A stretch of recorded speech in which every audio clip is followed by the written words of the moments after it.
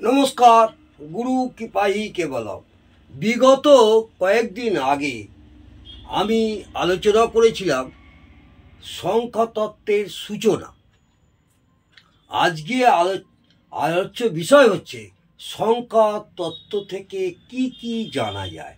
এই সংখ্যাতত্ত্ব থেকে আমরা কি কি জানতে পারি আমি আপনাদের প্রথম থেকেই শেখাবার মতন বলছি। যদি ভালো লাগে অবশ্যই আমাকে জানাবেন, ভালো না লাগলে জানাবার প্রয়োজন নেই, কমেন্টে লিখে অবশ্যই জানাবেন এবং আমি তাতে উৎসাহিত হব।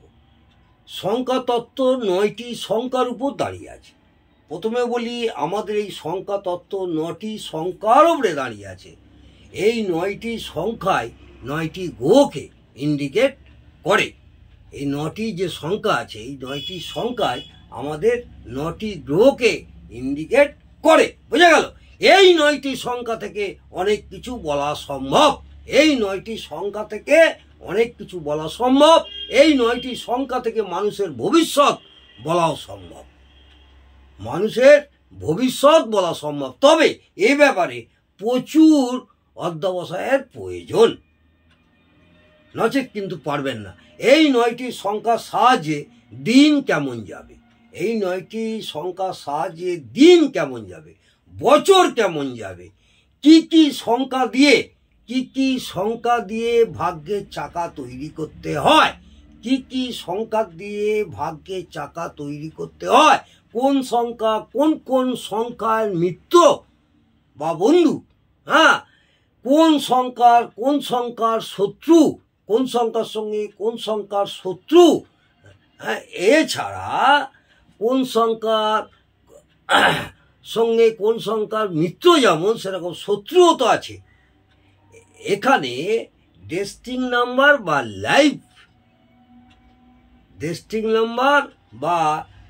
লাইভ নাম্বার থেকে কিভাবে ফল বলা যাবে, ডাইরেকশন নাম্বার থেকে কিভাবে ফল বলা যাবে, গ্রুপ নাম্বার কি। বোঝা গেল? আবার বলবো, ডেস্টিং নাম্বার বা লাইভ নাম্বার থেকে কিভাবে ফল বলা যাবে, ডাইরেকশন নাম্বার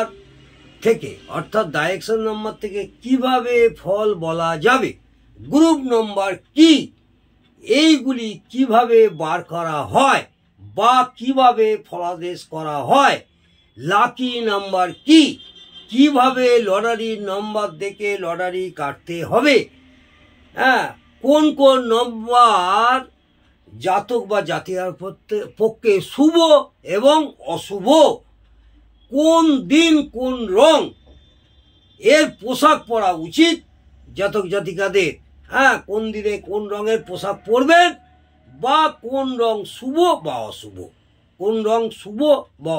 কোন নম্বরের তারিখ শুভ, এছাড়া সংখ্যাতত্ত্বের সাহায্যে আরো বহু কিছু বিষয় জানা যায়, অনেক কিছু জানা যায়। যেমন মানুষের নাম থেকে বিচার, বাড়ির নম্বর থেকে বিচার ইত্যাদি। জন্ম তারিখ থেকে সেই জাতক জাতিকা কি ধরনের হবে তাও জানা যায়।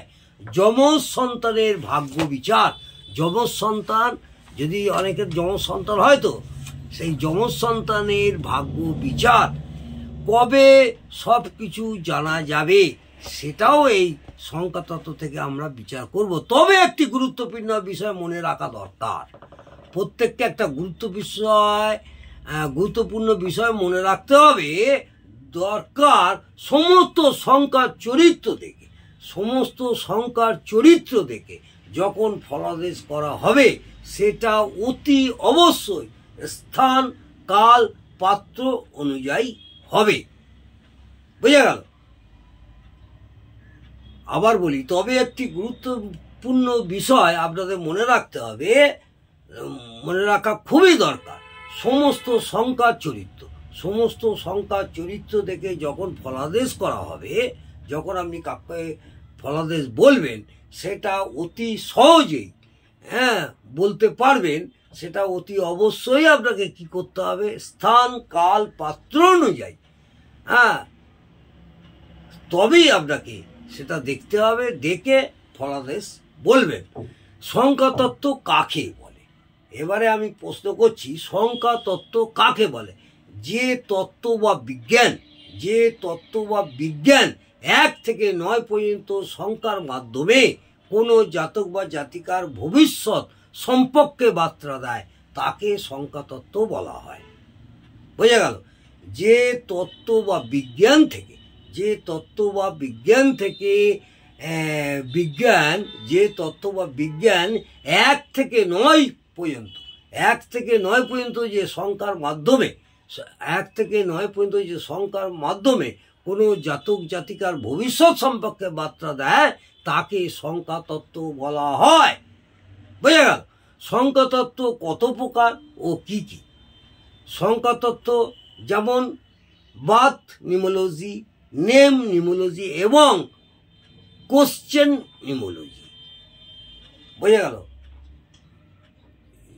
জন্মের তারিখ অনুযায়ী সেটা করবেন, নাম অনুযায়ী, সংখ্যায় নাম অনুযায়ী সেটা করা যায়, এবং প্রশ্নের কোশ্চেন নিউমোলজি। তাহলে আমরা তিন প্রকার সংখ্যাতত্ত্বকে 3 প্রকার ভাগে ভাগ করেছি। বোঝা গেল? এর পরের দিনে কোন নম্বরে কোন গ্রহকে ইন্ডিকেট করে সেই নিয়ে বিস্তারিত আলোচনা করব। আজকে এই পর্যন্ত।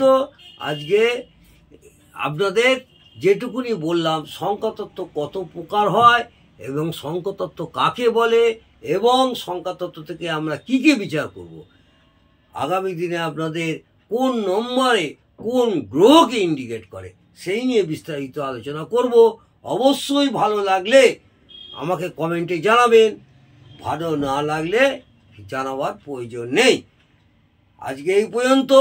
ভালো থাকুন, সুস্থ থাকুন, আনন্দে থাকুন, সব সময় পজিটিভ চিন্তা ভাবনা নিয়ে দিন অতিবাহিত করুন। সব সময় পজিটিভ চিন্তা ভাবনা রাখবেন, দেখবেন আপনাদের ভালোই হবে।